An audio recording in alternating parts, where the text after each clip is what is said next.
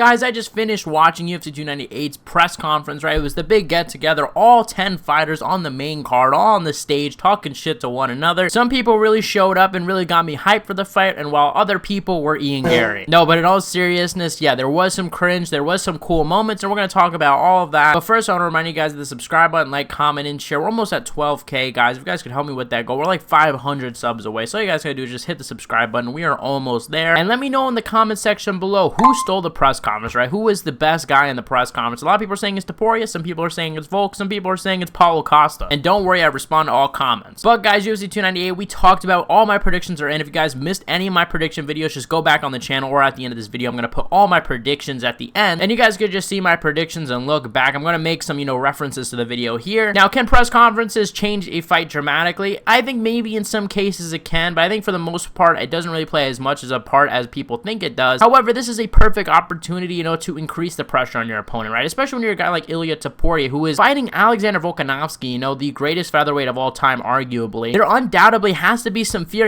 kind of creeping into Ilia Topuria, a little bit of the nerve shaking, because it's a fight. Anything can happen. Even if Ilia Topuria can beat him 99 out of 100 times, it really just takes that one time. And I think it's good to use this opportunity to increase stress on your opponent, maybe get the boos going, maybe embarrass them in front of everybody. That type of stuff plays on your confidence. I think confidence really determines, how the fight goes. Do you go forward? Do you go back? Are you willing to trade in the pocket? There's just so many big things that it could affect, right? If you look at Colby Covington, a lot of people said that press conference messed him up because he talked so much shit that he was very gun shy in that fight with Leon. So I do think that press conferences can absolutely play effect, but let's get into the press conference, all right? Right off the bat, Volkanovski walks out in the old man Volk costume. If you guys will recall, there was a skit that Volkanovski put out last week about him being an old man, kind of just making fun of the, 35 curse, which is when a UFC fighter turns 35, usually they start losing. We saw this with Kamaru Usman once he turned 35, and a lot of people think Volk might suffer a similar fate. And right off the bat, Topuria and Volkanovski, they're going back and forth, and credit to Topuria. I wasn't sure if he was going to use a translator this time around. He did use it, if you guys will recall, back on that seasonal press conference, but this time around we see Topuria, a lot more confident, talking shit to Volkanovski, speaking English, and yes, maybe there's a few, rough translations, but I do think that overall Topuria does speak very good English, so I think that resulted in a lot of good back and forth, with Topuria even coming at him with some lines, with Volkanovski, coming back at him. I don't know who won the overall exchange, maybe Volkanovski, but Topuria had some moments there too, and I just think that this is Topuria's big moment, right? I mean, he is doubling down, right? Because if he does get this win against Volkanovski, especially if it happens in a brutal knockout or he has a really good performance, this could be a massive deal for Topuria, and we could see him maybe get bigger opportunities. I could see, Topuria in his next title defense either face Volkanovski again, or maybe he faces Yair Rodriguez at the Sphere. That's my prediction, I think, if Ilia Topuria wins this fight. And depending on how the fight goes, we might not even see an immediate rematch. But Topuria, like I said, he had some good lines. He said, "Oh, I'm glad you're dressed like that, because you're gonna go into retirement." Hey, you see how he came dressed?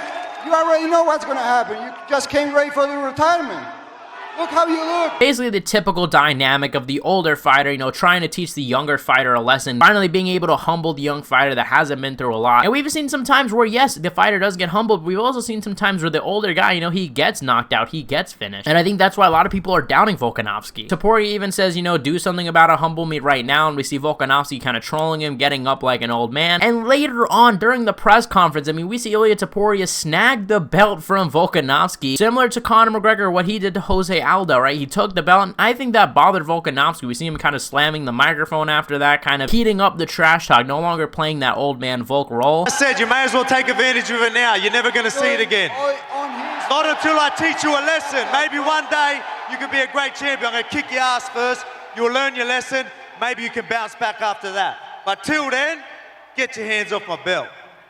So I do think that Topuria is getting under the skin of Volk, right? Because we haven't really seen Volkanovski talk this much shit before, right? He's been talking some shit in the build-up because Topuria has. And they even made a reference to this in the press conference, but most of his opponents have shown him respect. You talk about Yair, Brian Ortega. None of these guys really picked a fight with Volkanovski. The worst thing Brian Ortega did to Volkanovski was be late. He's always late. And, that ain't professional. So we're like, all right, let's get a shitload of clocks and that, just to stir him up a little bit. If you're going to sleep in or whatever you're doing, if you're setting alarms, set it fucking earlier. Like, Jesus, when are they going to just cancel Tough? But all in all, I thought their exchanges was good. And, for Paulo Costa and Robert Whittaker, not much going on. I'd figured they were both be respectful, not much beef. How could you beef with a guy like Robert Whittaker? He's such a good guy. And Paulo Costa, had some good lines. Later on in the press conference, he pushed Ian Garry, down the stairs, kind of rushing him. We're going to get into that later, and I'm going to talk about about Ian Garry then. But actually, let's just talk about Ian Garry right now. Ian Garry and Geoff Neal, right? They are going to fight this weekend. I picked Geoff Neal if you guys missed it. Like I said, definitely check into some of my prediction videos. But I think a lot of people expected Ian Garry to talk a little bit more trash in this press conference, and Ian Garry did not. Ian Garry cowered down, and I think what's been going on these past few months, I think it's really playing an effect. Will it matter in the fight? We're going to have to find that one out, and that will really speak to how good of a fighter Ian Garry is. But we're going to find out how it affects him fighting-wise. But we saw in the press conference, if you guys recall, the last press conference he was at, he was calling Neal Magny a child beater. And now he went from that to being the nice guy, you know, already, you know, trolling Geoff Neal with the mugshot. I would have respected Ian Garry if he went out there and was still talking shit. However, it seems like I think a mixture of multiple things, whether it be the boos in the stand, whether it be about the fear of, you know, people bringing up his wife, whether it be the fear of losing Saturday and looking even more like an idiot, or maybe it was just a mixture of all those things. But Ian Garry didn't really say much in this press conference. I mean, he did flip off the fans, say to the fans, oh, you're paying attention to me, and basically try and act like, you know, he's too popular for this. Like, I went into this week thinking, like, you know what, I honestly don't care about Ian Garry. He's not that annoying. I think people are dragging it, but I've completely 180'd after this press conference and his media day. I mean, I remember now why he is so annoying, and I apologize for ever even thinking that he wasn't, because yeah, this guy is definitely really annoying. And as for Merab and Henry Cejudo, I mean, really not much going on there. I expected a little bit more fireworks from these guys. I expected more fireworks out of everybody, and that also has to do with the fact that this is a 19-minute long press conference. I mean, seriously, UFC, like, is this what we're doing now? I mean, these short-ass press conferences, we need more time. I don't know if it was because, you know, Topuria snatched the belt and they didn't want to get things even more heated, but regardless, you know, Henry Cejudo, you know, he talks about Volkanovski, saying, you know, oh, he's glad that some of the pressure's off of him, and basically just says, look, that he is going to fight Merab, and really just says his intentions, look, that he wants to fight Merab and then get back in the title picture, and we know this, he wants to fight Volkanovski. He wants to get that third belt, and yeah, he needs to beat Merab to do this, because he has said that he's going to retire if he doesn't. And for Merab, I mean, Merab also trolling back. I think Merab has definitely realized, hey, I need to show more of my personality. And I'm glad, if you guys recall, I actually did interview Merab in person not that long ago. It was like a year and a half ago. And I've been saying, look, the guy is a good guy. You know, this was around the time that people were really hating on the guy. I mean, he came off of that Jose Aldo performance. And I even said at the time, I was like, look, guys, Merab was a nice guy to me. You know, he seemed like a nice guy at the gym. And I'm glad to see, you know, more of his personality show. That's all, you know. And we even saw, you know, he was trolling Henry Cejudo, you know, bringing out the Mexican flag. That was probably the best part of the press conference, at least in terms of the Merab versus Cejudo matchup, right? I think that Merab definitely won the press conference in terms of the both of them. I feel like there was more love for Merab than there was for Cejudo. And as far as Hernandez and Kopylov, I mean, you know, not much questions there as you'd expect. They were definitely, you know, the lowest fight on there. Not to take a dig at them, I'm sure, you know, they have promising careers, don't get me wrong, and I do like both fighters, and I'm excited for Roman Kopylov. I was excited that he was announced to be the replacement. However, it seemed that, you know, Anthony Hernandez did get some love. I didn't really see as much for Roman Kopylov. But what were my thoughts on the press conference? You know, I thought it was good, definitely better than the last one, I think. But the last one was decent. It wasn't super bad either. But overall, you know, it was a decent press conference. Was it the best? It was definitely good, but I think it could have been better. I think if it lasted another 10-15 minutes, I think this would have been an elite press conference, and I think it had all the makings to. I mean, with Ian Garry there, with Henry Cejudo there, with Paulo Costa there, with Volkanovski and Topuria going back and forth throughout the past weeks, I was expecting a little more heat from each guy. I even thought that Paulo Costa might bring a little heat, but overall, it seemed like most guys were respectful, and that's nice and all, but doesn't sell a fight. But in all seriousness, good press conference, and I'm excited for Saturday night, guys. Tomorrow, we are a day away from this thing. My predictions are out, guys. Click on the screen. Both predictions are out, and make sure to click the link in the description to join the Discord, guys, so we can talk there. Thank you guys for watching. You guys are the best fan base in MMA, and I'll see you guys in the next one.